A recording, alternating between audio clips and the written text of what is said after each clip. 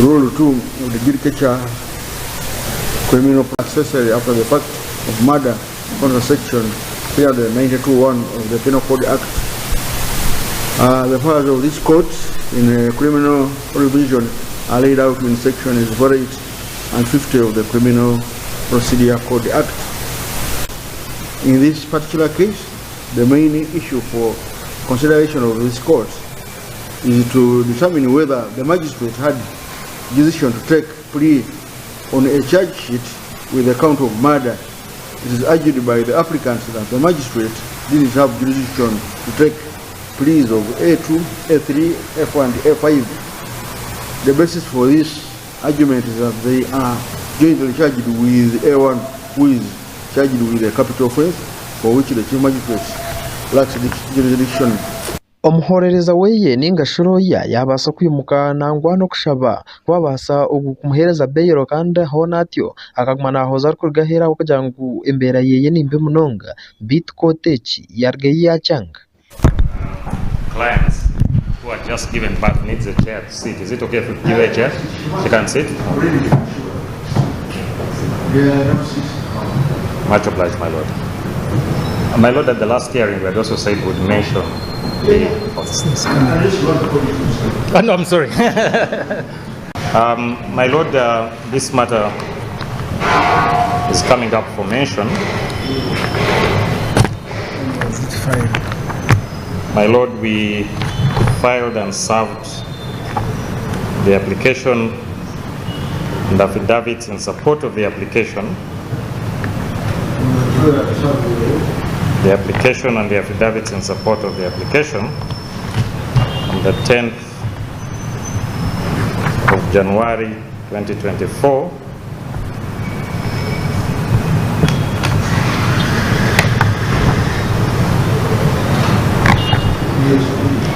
My lord, the respondent filed an affidavit in opposition on the 17th of January.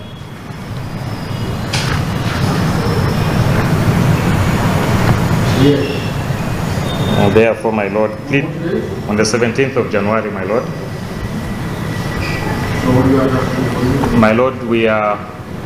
kandi hona ebyona kubyarema nuko kugira ngo nchakare bagaruke mukoti nuko bahurire emishangejo nangwa bamanye n'ikibaramusharremo. Yes, my lord, and that's what I was going to say, just to inform that fixing. Yes, my lord, it's about the fixing that I'm talking about. Because, my lord, the last time we were before you. No, my lord, I just. Yes, it's a simple comment, my lord. My colleague, the last time we were before you had indicated that they would be available today and tomorrow. So I had hoped that she would say we are not ready today, but since we had also proposed tomorrow. Exactly, I had hoped that because last time they had indicated they would be available on the 24th and 25th. So, my lord, I proposed that then she says whether she's still available on the 25th tomorrow, so that we can come and hear the same. Much obliged. For the gentleman.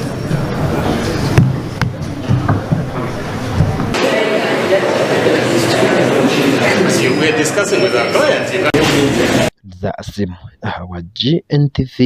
AGARIKWOTSYA tura okuruga omu district ya Wakiso omurakasangati omu kyari kya Gitana utaka baryo babasa kwanu beterera nduru bwanyuma bwayo mwebembezi wabo w'entebe yo kubanza rukumanywa nka Andrew Nsamba kuruga akakwatanisa n'abashuma abagumeze manu babibira amataka kandi no kubanyangarazana bagira ngo bwahati cyamanogu bakagezaho kweterera nduru konkatine orukumukwataho bwo kushabangwa bakuru abarukuchere bija basekwanu bamayamba bobundi bakagaruka mbuteka n'abantu bagarwa amataka ga katubireve abeka y'umugenzi kiwanuka egera kushangwa mu cyari cyo kumanka cya Gitana butaka iri kushangwa muri Kasangati mu district ne ya Wakiso ubwo hati bargaye no kwereka butashimerera bwabo kandi hona bakukimitaka kumu omucyamane w'entebe yo kubanza ahabwe cyaro cyabo Andrew Nsamba ahabwo kugira ngo akwatanise n'abashuma bitaka kandi baromba abanyangaraza nangwa no kubabinga hiyataka aho bamaze imyaka 50 abana omukeji obwa hati nibagira ngu nyina wabo wasigireho Justin Kiwanuka ow'emyaka 7 akiriho nabonabonesebwa kandi natuntuzibwa okubingwa hitaka ehiyamara emyaka myingi ekiba kugira ngu ekigwerire kimwe kandi kyamani w'entebe y'okubanza nabimanye byona bita nawe akwatanise n'aba barumba babinga hitaka okugira ngu babase kubabinga kurungi. Sawa zino sikyamuyita kyamani we kuba kati sawa zino ettaka lyaffe litwalibwa ettaka mama wange kwawangalidde emyaka 4 n'okusoba naye ate ng'omutwe omukulu mu kuwagala abatwala kyamani wange alaga ye mutwe omukulu okutunda ffe tubulwe we tubeera nga mwotwalidde amaka ge tubaddemu for over 40 years and more bajjajja bange ettaka liraga baliwa taata waffe awo watukuliza taata waffe awo wetwamuziika abasenga abange awo wetwabaziika ebijja ebiriwo si byakati bikadde ennyumba eriwo si yakati bw'aba bagamba nti ettaka twalyesenzaako tutya. Justin Kiwanuka w'emyaka 7 kandi hono gwamara emyaka 50 hitaka eryo nagira ngu eki nikimukwataho munonga kandi hona nikishwazana okureba ngu kyamani w'entebe y'okubanza bo baterire akaruru okwasa kubakwasa kumaraho emivuyo nk'egyo niwarona agyebembire kandi arikugira etakyaro ekyakugira ngu eki n'ekintu kibi kandi niho yarugayo n'okushaba gavumenti kwebasa kuyimukiramu kandi etyo ekabayamba ekabihaho kyamani ogu oriho n'abatuntuzo bwa hati. Njagala gavumenti enyambe ku mwana oyo Mayanja ne Chairman Nsamba kubanga Mayanja yekobana n'oyo omwana Nsamba be baagala okungoba awaka wange wemaze emyaka 5 okuva lwe nafumbirwa. Twabigabana kubanga tuli abaana bangi ebintu byonna twabirekera maama era naawe wakayanira maama wabadde alimira emmere yeyo giyasenda nze nno nga sendagire kyensaba nsaba omukulembeze w'eggwanga batuyambe ku bantu ngabo Chairman Nsamba n'oyo omwana Mayanja okuva obuviye Kampala najala jojo bya namwandu wa kitaffe. Justin Kiwanuka hona nagira ngu batwire nibaterera omuranga kwiha entareze nizitandikaho ngu bitu abikiro kwataho tubafireyo kandi bahonamere amatu bagateekamu ebiti ekyakugira ngu ekihona nokunagerera omuntu wa hansi ngu kandi bwa hati bariho barebe naku ahabo kugira ngu banagiriru baze wange bwe yafa omwana oyo nafuukira akayinja mu ngatto nangamba nti olina okuva wano otambule ogende n'abaana be wazaala awalala ng'ate omwana oyo namusingana wa myaka 3 okujja mu maka ga kitaawe okukola era nga ziri awakaawo ng'azikoledde abantu nti batunzeewo nga yagikola endagaano mu 2019 era nga stampu yeno mu 2019 yaliwo ya round gye yakoonako naye ate bano abaakajja okusendawo bo yabakolera endagaano era nayongeeraga nti yabaguza mu 2019 kyokka ng'ate stampu eriko ya sukweya ate nga stampu eyo mu 2019 gavumenti yayite nazigaba yazireeta mu 2022 nekyongera okwerekwa obufere bwa chairman bwakozesa okola ebirwandiiko nga bibakadatinga ng'akona ivinze nga yegaseeko n'abantu abagala okutwalako ebyaffe. Jackson Sendagire nangwana Ismar Gorovi abana omukeji hona nabono bagira ngu kyamani w'entebe y'okubanza atwire n'abatuntuza kwiha ishe wabo nafa ekiba kugira ngu ekihona kigwerire kimwe kandi barugayo n'okushaba bikiri kukwataho na munonga Minister Sam Mayanja ngo nibahurana atwire n'ayamba abantu nawarugayo abayambe habwo kuba ensonga egi yabakwataho munonga tungabo Chairman Nsamba n'oyo omwana Mayanja okuva obuviye Kampala najala jojo bya namwandu wa kitaffe n'atulemesa okukola emirimu gyonna buli dakiika yonna atwewerera ajja kutusiba paka ng'atunzeewo. Minister Mayanja nze muwulira simulabangako naye bw'aba gyali mpulira bayamba namuwulirako juuze emukono namusomako mawulire ng'alina baataasizza. Ffe kye tusaba gavumenti kintu kimu kututaasa amaani era singa pulezidenti abadde asobola ebyalo ebiyina okunyigirizibwanga kino ekyaffe gitannabutaka kuba tekyetaagisaamu ssente ze bawoza mbunno okulonda omuntu okusimba obusimbi mu mugongo ngenda kufuna ssente zaaki kuba bakyeyamani tubalonda tusimbye mu mugongo yandigambye abasobola okulonda bakyeyamani nga balina okunyigirizibwa bandi tuwadde olukusa olwo fene twerondera kyeyamani n'abako kuba kyeyamani atufuukidde ekizibu si wano wokka lwakuba abantu abasinga batya amateeka ondebwa abantu ne bamwesiga nga muvubuka n'atandika okuva jojo byanga atwala amataka gaabwe era nga nja kukubira omulanga nti President Museveni bw'oba osobola abantu bwe bati bakangavule kuba bebakukyayisa ku ground ojja kwewunya lwaki abantu ojja kwewunya lwaki abantu banyiivu naye abantu bwe bati abakola emivuyo olusi togibanamu naye bebakukyayisa erinnya lyo kakati toyinza kuddira nnyumba eno eriwe ebaddewo emyaka nga 5 gwe ssentebe toweza na myaka 4 ate otutuka ojja okubuuza omuntu amaze emyaka 5 ku kibanja nti wajjako otya lyalewo bwenkanya hona w'ekyamaani okukimitwa mwaka kumu Andrew Nsamba mu kuganira n'omunyamakuru witu yarigayo n'okwehakana ebyo byona ebibakumugambako arikugira ngu ebyo nebyo kumusiigaho ningashi okumukomaho amatu g'embuzi okugira ngu obundi engwe zikamurya ngu kandi bagweriire kyarimwe. Nsamba yayongera n'okugira ngu Justin Kiwanuka nakimanya kurungi ngu itaka eryo tiryeye nabo barabe batwireho obwire buringwa ngu kandi hona eshaaha yona nibija kwihwaho itaka ngu bitu we tabyinemu omukono kandi iteka niryo ryabingire Justin omu itaka eryo biita atari wenka kyamaani. Nze mukyala Yakobo siriwo kumusiba amateeka ge gamusiba ayinayo kumusiba luutu eno mbadde sibikola ki sibimanyi era baŋŋambye ebigambi nasanze omulawe n'abiŋŋamba nga sina nekyemu kyenkola ki kimanyi ensobi zaabwe nze tebazinyingizaamu naye ekiri ku mutima omuntu abbye ku mutima gwe aba akimanyi nti tubba bubbi akimanyi nti ekifo si kya bbaawe si kikye wadde aluddewo era tewali amugoba mu nnyumba ye naki kubanga baateeseganya nga weetuli ku ground emanju wansi w'effumbe nga bwe baali basenze RDC nga waali naani ne bateeseganya wasigala ettaka lino ery'ekijja okuli ennyumba yikeemuuba n'obuntu nabo ettaka lye batunze lye babakola ki tebabatwala kati bali ne balira kisingamu abaagula nogwe binajja ndowooza okuzimba ennyumba kitegeera era amazima gajja kuvaayo titaka si lyabwe ne bwe banaagenda wa ne bwe banaakola batya nze ndi kyeyamaani wa kitundu sinza kujja gamba muntu nti twala awo nga si wawe. Za asimagajis abwa GNTV AGARIKWOTSYA. Polisi yabasa kuba nebinga abasirikare bayo aba station ya Kabaragara mu Kampala kandi aba babingwa mirimo yabo abwe kwejumbira omu bushuma kandi bajangwa ryo nibongera kurebeka ngo bacondoza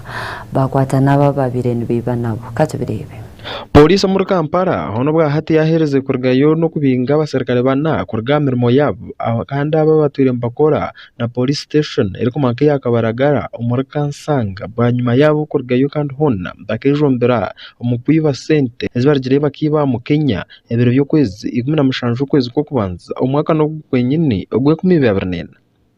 amuri aba barije bakabingwa mu rumo Harumu DC among Fiona w'imyaka 28 DC Agura Isaac w'imyaka 27 DC Baruk Shafik w'imyaka 26 kandi nangwa na DC Garenda Bernard kandi abona batwire mbakora Akabaragara police station. Obujurizo bwa hatiya oburuho kandi bw'abasekurebukaho nubugamba ngu Muhammad Orad Abdiraham w'imyaka 37 kurwa mu ihanga rya Kenya kandi hono ogwa ine mishuburo yeye natwe nakora emirimo yeye muri Kisenyi muri Kampala akarga yatyo yapangisa buraro a hotel muri kumanke ya Royal View eri kushangwa mu Rubuziga kandi kyabe ariyo niko kurgayo akashaba manager w'umwanya ogwe kabasa kumurangera ibiba kuhindurira sente ningashi Forex Bureau okugira ngo ubundi akabasa kwata emitwale 3 eya dole yabira ine ajihana saati yo za Uganda kandi agura ikirore cyaguma kitambuze mari ye abantu ko kwija kumugwera kandi hona batyo bakamwiba heze sente bitu byona bakarga byamanywa kandi barije babingo polisi obona kucondoza kucuru kugenda umesha. Where the country is still mourning the passing of Honorable Cecilia Atimogwal and the Inspector General of Police, on behalf of the police fraternity, has also joined other Ugandans in extending heartfelt condolences to the immediate family of the late Honorable Cecilia Atimogwal. As always, just like the many other members of Parliament, the late Honorable Cecilia Atimogwal was a friend of the police and was very instrumental in discussing, debating police matters in Parliament. She has left a legacy that was extraordinary, inspired generations of women and had an enduring commitment to her constituents and the country at large. May her soul rest in eternal peace. Now, the territorial police in Kampala Metropolitan and Kabalagala has arraigned 4 police officers in the disciplinary court for discreditable conduct, which carries a punishment of dismissal from the force, and thereafter we'll have them charged with aggravated robbery after they turned against a couple that actually they turned against customers at one of the hotels who had in their possession US dollars 30,000 and wanted to exchange it in Uganda shillings, and so as to buy a lorry for business purposes. The officers include Detective Constable Among Fiona, aged 28, DC Angula Isaac, aged 27, DC Baluku Shafik, aged 26, and DC Galenda Bernard,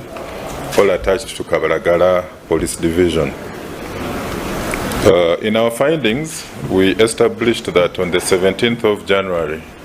one Muhammad Olad Abdirahman, a 37-year Kenyan businessman of Kisenyi, went to Royal View Hotel Buziga for accommodation, and while there, he tried to engage the manager with another gentleman called Okello to help them get the best exchange rate for the 30,000 US dollars which was in their possession. Now, what the hotel manager did together with Okello, they tipped the DC Among from Kabalagala, who also alerted other colleagues, and they went for that mission. So they reached the hotel, and in conspiracy with Okello, who was pretending to be a foreign exchange broker, and the manager of the hotel, they turned against the clients and bundled them into a car, drove them into one of the gardens behind Kabalagala police station, where they robbed all the 30,000 US dollars from them, and they chased them. So, however, this information came to the attention of the leadership of police at Kampala Metropolitan. The 4 officers were arrested. A quick search was done at their homes, which led to the recovery of some dollars which were exhibited. So efforts are now in place to track down Okello and the manager and have them arrested. They are on the run. Of course, this is an act of criminal conspiracy, which is not in the conduct of police. We are going to ensure that rogue police officers who are identified within the system are actually brought to book, and we shall continue to make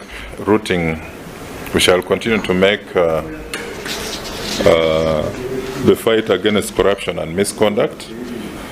one of our priorities, the way we've always done. And so these ones are going to get dismissed very fast from the force and arraigned in court for aggravated robbery. Zasimu wa Gntv AGARIKWOTSYA. District ya Sembabure obushuma bwerisize karungu kandi abebembezi barge babasa kubana batandika enchiko zo kureba ngo bayegesa abatura emiringo y'abakwasa kubana berindamu nangwa no kubakugamba nabe byo kwerinda kwa kugira okubatahirwa abashuma batari bamwe na bamwe kandi abebembezi barejerewe kugushaba abantu okurenga bakwatanisa nabo hamwe nabe byo kwerinda. Reka tubireba. Obwahati y'obushuma bweyongere omu byaro bitari bimwe na bimwe omu district ya Sembabure ekirikirireho abatura nangwa bakwatanise n'abebembezi babo harimu n'omujwekere mukuru w'ihanga okutandika kuteekaho enkiiko zitari zimwe na zimwe omu byaro bitari bimwe na bimwe okwetorera district yoona. Obwahati y'obushuma bw'amatungo ebihingwa kandi nangwa n'ebindi bintu buriho bweyongera mu district ya Sembabure kandi ekirikirireho n'abantu bingi okurugayo n'okweterera omuranga mbakugira ngu harimu abantu bamwe abakoragana n'abashuma ekirikureetera obushuma bwayongera n'okukanya. Abamwe nibagira ngu hariho abagiiga bakwija bakakozesa abakozi kandi abakaba batanjwire mu bitabo bya LC kandi abakozi abo oshanga nibo bakuteganisa abantu n'okubiibaho amatungo gaabo ahabw'okugira ngu abamba batahandikisiibwe kandi batakumanywa mu byanga. Omunyamakuru witu hoona basize kutayayiraho district ya Sembabure kandi yaganiraho n'abantu omu nkiiko zibabe barimu. Era zitusibyeko obubbi lwaki abantu be baleeta tebabanjula bali mu faamu z'abanene ne bw'omukwata tavunaanibwa era kyovudde olaba bagamba osi nti gwe twakukwasa wakola otya yakola atya nga gwe bamukwasa ava mu faamu ya munene kubanga eyali ku musango yennyini yagamba sijja kuvunaana eri gye nzijja amazzi gye nzijja enku nze mbirekedde wosi ye wosi afe bwe munatutaasako abantu abo Barnabasi nowamanya Barnabasi bubbi batubba misana kuba avudde waggulu agambye abikozeeko nnyo nga najjo bwe twakwaba piki wali byakuma kanewoga nti obikozeeko piki TV zaffe bunyeebwa bujanjalo mbizi bubuzi kano zabasigaza bufaliso buli kebasanga bo kati yatuwa amagezi tugende tulime tulekewo abaana kati tunaalima omwana asigale waka tunavaayo tibasome nakijoga batuuze ekyokubba abantu nga bagenze kulima abakulu abakulira security mu kitundu nga ne kyamani w'eggombolola mutwalidde wanasooka era nakuba enduulu ewuwe nga bino bimaze okubaawo ne mugamba naye obubbi nga bususse obw'okubba nga abantu bagenze kulima nasanga TV bagitutte mwanyi bazitutte ebijanjalo babitutte ezembizi baziyimbula kiro abantu era madamu nkuwulira nti abantu bano abamu basula na bisolo mu nju ate ekyobulabe nomuntu nateeka embizi mu nju ne yeebaka nateeka embuzi mu nju ne yeebaka nga tekyamu okomendatinga n'ekisolo kati obulwadde obugenda okuvamu ekyo bebyantuusa okuloopa ewa kyamaani w'eggombolola naye amagezi ge yampa yaŋŋamba nti lwaki bavaawo bonna ne batalekaawo baana nga bagenda okulima ate ekintu ekyobulabe abaana basoma amasomero bwe ganaddamu kati nembuuza kati amasomero ganaddamu babbe nga bwe baagala nti obubbi bukutta akati mu kitundu muno ero si gyenkulembera yokka gyenkugambye ey'amaka 157 mu sipeesi ya myezi 4 abantu 9 bamaze okubbibwako ebintu byabwe ate mu budde obw'okugenda okukola wakati wa ssaawa 2 ku ssaawa 6 ng'ennyumba zimenyeddwa ebintu bikoze eki bitwaliddwa okujjembe babba misana nga bwajjo kyamaani wakasasi bwaganda abantu babba misana ababbibwa mu ngeri kumpi emenya amateeka gambo binnyo ekyokubiri ekinsoomooza tulina abagagga abalina faamu baleeta abakozi enkya n'eggulu babakyusa nga ngoye naye abakozi abo tibabaleeta kubanjula mu LC kati ne tujja tubeera boolyawo laba omuntu mupya alaba atayaya mu kitundu n'omugezaako mumubuuzi owaayi nkola erimanga wa Barnabasi enguzi mu poliisi temugenda kufunamu wano mukama wammwe tagenda kufunamu wano nga tayogedde ku nguzi banaye mukama waffe mukama wammwe alongoose ku nguzi enguzi mu poliisi eyitiridde tebasobola kuwandiika nti kino kya kyenvu bawandiika nti awo nowekimyufu yalina omusango ate ngaowa kyenvu yagulina naye bagujja kuwa kyenvu mu bigambo ne balaba nti ono yajja okufuna ekyo nakyo kiyitiridde mwesigwa kyukyuli kada ayina piki za gavumenti 2 kyokka ossa atambuza bigere ate kasaalu babba misana piki eri wadde yakulira ne security saali yakudda wali lwakubyobutabawo mbadde njagala ngaali awo yakulira security yalina piki ziriko enamba emmyufu oba zisoma zitya kuliko kayuggi enkakasa nti kya gavumenti naye ziri mu njuye nze ndi wa nuupu nkiikirira abenalemu n'aba FDC n'abalala naye ensonga eyogero madamu RDC enkya piki eyo etakwasibwa wakiri poliisi bagiwe chairman w'enalemu wakiri tumanye nti nono poliisi anaagiyazika wali ng'ekasaalu waguddeyo obuzibu ne ensonga ezituluma n'abantu tubeera nabo naye ne bajja beebuzaabuza bati kati piki za gavumenti 2 omuntu omuzikozesa ki nakuba enkiiko 3 kasooka ebibanga ebizibu ebyo ate ebizibu obudde bujenga mbukyendeze kuba nkira kukiteramu n'abasirikale mutambula ekiro bakyabana bakimanyi n'abagamba nga tuli wansi mukiiko nebagamba enjira okwekuumamu nga tubagula ebintu byabwe n'abagamba nti bwebaba bavudde waka kubanga bagamba namno babanyemuka nimbagamba nti emisana bwobuvudde emisana waka lekayo omuntu waramu batano mu nyumba lekayo omuntu omo akuume abantu bamubakiriza nimbagamba